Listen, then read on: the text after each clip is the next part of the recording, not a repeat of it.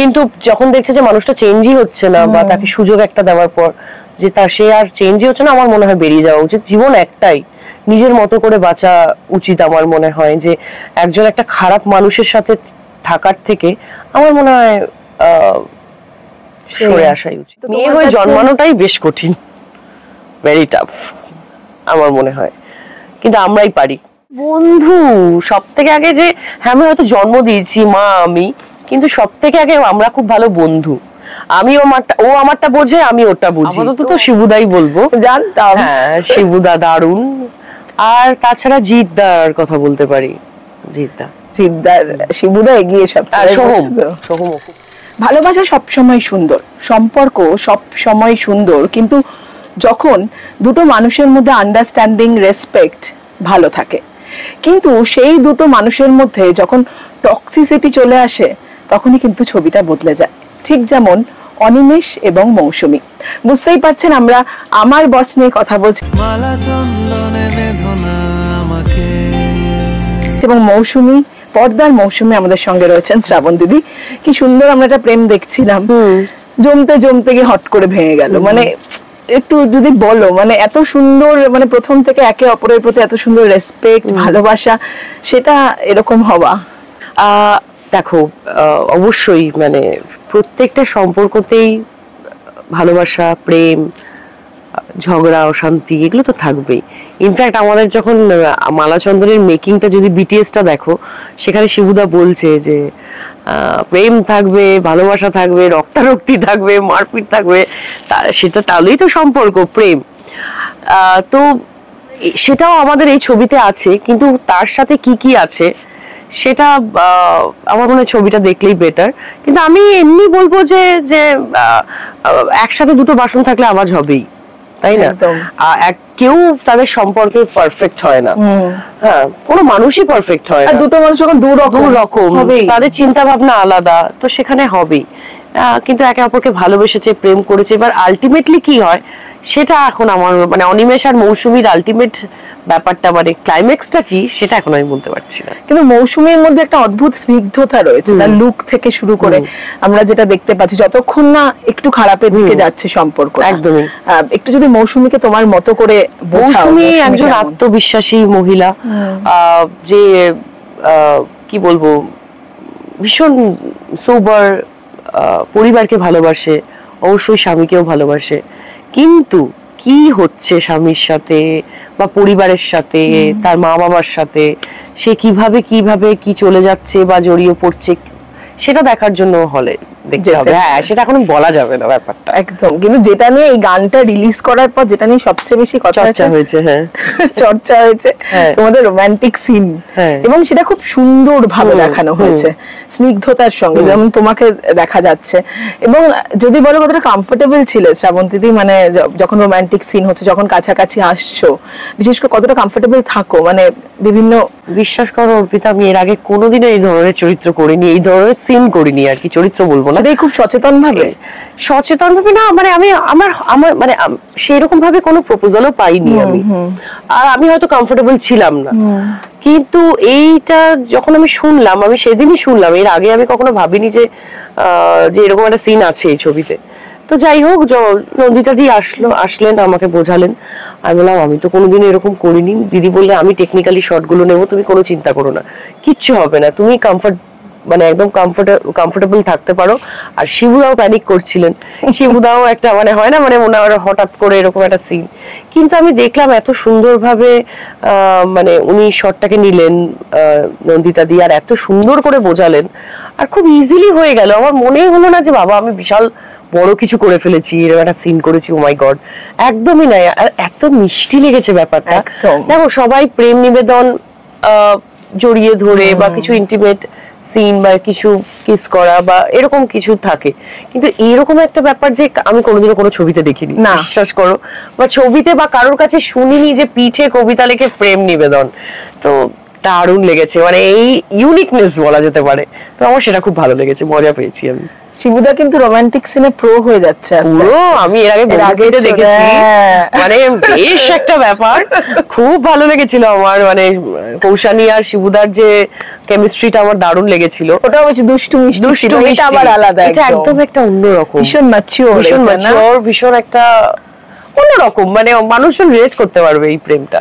একদম। এই যে সুন্দর মিষ্টি সম্পর্ক এগোচ্ছে, কিন্তু তারপরেই একটা ভাঙার আওয়াজ। আমি বাস্তবেও যদি শ্রাবন্তীদিকে জিজ্ঞাসা করি, শ্রাবন্তীদি যেটা হয় যে ওই আরেকটু চেষ্টা করি থেকে যাবার, রেখে দেওয়ার, নাকি ভুল মানুষ ভুল সময় আসছে বরং বেরিয়ে যায়, কোনটা তুমি মানে চেষ্টা করো নাকি? চেষ্টাটা করা উচিত, কিন্তু যখন দেখছে যে মানুষটা চেঞ্জই হচ্ছে না, বা তাকে সুযোগ একটা দেওয়ার পর যে সে আর চেঞ্জই হচ্ছে না, আমার মনে হয় বেরিয়ে যাওয়া উচিত। জীবন একটাই, নিজের মতো করে বাঁচা উচিত। আমার মনে হয় যে একজন একটা খারাপ মানুষের সাথে থাকার থেকে আমার মনে হয় সরে আসাই উচিত। সেটাই। এবং এটা কিন্তু কঠিন দুজনের জন্যই হয়। যদিও যেটা হয় যে একটু মেয়েদের দিকেই খারাপ যায়, শুধু বলবো না, আমি বলবো চিন্তা ভাবনা, দুজনের চিন্তা ভাবনা। প্রেমে পড়ার সময় কোনো কিছু তখন মানে মনে হয় না যে সবই ভালো লাগে, সব ভালো, কিন্তু যখন মানুষটার সাথে থাকতে শুরু করা হয় বা তো জানতে পারা যায় মানে যে অ্যাকচুয়ালি মানুষটা কি, তখন ব্যাপারটা একটু অন্যরকম হয়ে যায়। একদম।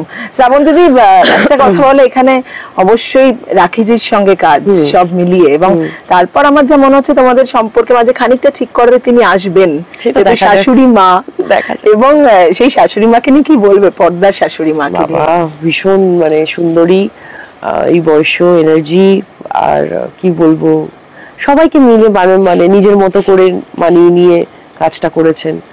আর মানে একটা আলাদা ওরা আছে ওনার, বোঝাই যায়। আর অভিনয়, মাই গড, মনে হচ্ছে সত্যি শিবুদা ছেলে আর উনি মা, আর আমার সত্যি আমার শাশুড়ি, এরকমই মনে হচ্ছিল আমার। খুব ভালো লেগেছে কাজ করে, খুব ডাউন টু আর্থ। কি নিয়ে যাচ্ছ, মানে কি শিখলে, মানে যেটা রেখে দিলে তুমি সেই মানুষটার কাছ থেকে, যদি হয় এই আপন করে নেওয়া, এই ডাউন টু আর্থ, এত বড় একজন স্টার হয়ে তুমি আছোই, যে মানুষ, মাটির মানুষ, সবাইকে ভালোবেসে, এটা। আর অবশ্যই অভিনয় দারুণ, এই যে টাইমিং, আমরা ট্রেলারেই বা গানে যে যতটুকু দেখছি, টিজারে, ততটুকুতেই এত বলিষ্ঠ অভিনেত্রী, সেটা আগেও দেখেছি, কিন্তু এখনো তার মাঝে এইভাবে ক্যারি ফরওয়ার্ড করছে। একদমই তাই। এই যে তুমি বললে যে শিকড়টা না ভোলা, এটা বোধহয় শ্রাবন্তীদিরও আছে, শিকড়টা কখনো ভুলি না, মানে আমি আমার শিকড়ের সঙ্গে জড়িয়ে থাকি, ভীষণ ভাবে উঁচুতেই উঠি, ওরমই আমি ওইভাবেই তৈরি। এটা আমার বাবার বিশেষ করে শিক্ষা, সেটা না ভুলে গেলে অনেকটা জীবনটা সহজ হয়ে যায়। একদমই তাই। তো যাই হোক, মা ছেলে তো গল্প আমরা দেখবো, এবং টক্সিক লোকেদের, আগেও আমি তোমায় একবার জিজ্ঞাসা করেছি যে টক্সিক মানুষজনদের যখন দেখা হয়, টক্সিক প্রেম হয়েছে? হ্যাঁ হয়েছে, বেরিয়ে এসছি, সেটাই। কিন্তু এমনি যাদের থেকে বেরোনো যায় না, তারা আশেপাশেও তো প্রচুর টক্সিক মানুষ, সেখান থেকে অ্যাভয়েড করে নিতে হবে। মানে আমি আমার মতো নিজের কাজটা করে বেরিয়ে যাওয়া। সব মানুষ তো হাতের 5টা আঙুল সমান হয় না, সবার মধ্যে ভালো খারাপ মিলে, আমার মধ্যে অনেক খারাপ জিনিস আছে, ভালো জিনিস আছে, সবার মধ্যে আছে। তো যতটা ভালো জিনিসটা অ্যাবজর্ব করা যায়, আমি ভালোটা, পজিটিভ ভাইবটাই আমি অ্যাবজর্ব করার চেষ্টা করি, নেগেটিভটাকে জাস্ট দূরে রাখি। একদম। এতদিন শিবুদাকে আমরা পরিচালক বলতাম, কিন্তু আর এখন সেটা হিরো নায়ক টেক্কাও দিচ্ছে। তুমি এতজনের সঙ্গে কাজ করেছো, যদি বলা হয় যে রোমান্টিক সিনের ক্ষেত্রে যতটুকুই যা রোমান্টিক সিন আছে, তোমার কাছে সেরা কে, একটু শুনি, দেখি। আপাতত তো শিবুদাই বলবো, জানতাম। হ্যাঁ, শিবুদা দারুণ। আর তাছাড়া জিৎদার কথা বলতে পারি, শিবুদা এগিয়ে সবচেয়ে, সোহমও খুব ভালো। হ্যাঁ একদম, তোমাদের এক একটা প্রেমের ছবি। কিন্তু যাই হোক, আমার বস আসছে, এবং এটা কি ঝিনুককে নিয়ে দেখার প্ল্যান আছে? একদম। আমি নিয়ে দেখা, ওর মতো হয়তো দেখে নেবে বন্ধুদের সাথে, ওর একটা গ্রুপ আছে, কিন্তু দেখবে এই ছবিটা ওর দেখার খুব ইচ্ছা। এই যে তুমি এই কথাটা বললাম, খুব ভালো লাগলো, ওর একটা গ্রুপ আছে। এই যে ছাড়া তোমার একটা জোন, আমার একদম ওই টাইপের, আমার ওই বাবু টাইপের মা আমি নই। মানে সব সময় ধরে রাখবো, ও আমার বন্ধু সবথেকে আগে। যে হ্যাঁ, আমি হয়তো জন্ম দিয়েছি মা আমি, কিন্তু সবথেকে আগে আমরা খুব ভালো বন্ধু। ও আমারটা বোঝে, আমি ওরটা বুঝি। তো অবশ্যই ওর গ্রুপ নিয়ে ও বন্ধুদের সাথে যাবে, আর আমাকে তারপর এসে ফিডব্যাক দেবে। ফিডব্যাক দেয়? হ্যাঁ হ্যাঁ, খারাপ ভালো সবটাই বলে।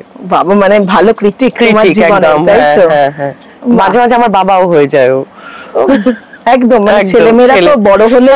আচ্ছা তোমার কাছে যেহেতু বললাম, মেয়ে হওয়া না মা হওয়া সবচেয়ে বেশি কঠিন? কারণ এখানে দেখছি যে ছেলের দায়িত্বটা শিবুদাকে যেভাবে পালন করতে হচ্ছে, মাকে বলছে অফিসে এসো না, অনেক কিছুই। তো মেয়ে হয়ে জন্মানোটাই বেশ কঠিন, ভেরি টাফ আমার মনে হয়, কিন্তু আমরাই পারি। সেই অনেক জায়গায় ভাঙতে হয়, কিন্তু গড়তে তো মেয়েরাই পারে। আমরা ভাঙি, আমরাই সব করি, আমি মনে করি। একদম, তাই জন্য কঠিন নয়, বরং মেয়ে আরো জন্মাক মানে। আর আমি চাই যে একদম, হ্যাঁ আমি হয়তো ছেলের মা, কিন্তু মেয়ে হওয়ার একটা আলাদা মজাও আছে। একদম, সেইভাবে ঝিনুককে নিশ্চয়ই তুমি মানুষ করছো বা করেছো, যে উল্টো দিকের মানুষটাকে বেশিরভাগ ওর লাইফে মেয়েদেরকেই দেখেছে, আমার মা, আমার দিদি, আমাকে।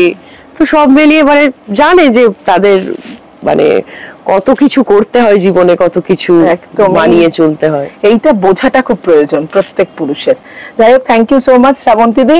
শেষ করব, আমার বস আসছে, কিন্তু বাড়িতে তোমার বসকে বলো তো এটা বলবো যে দেখতে হবে। আমার মা, বাবা আর ঝিনুকও অবশ্য। তুমি বসই?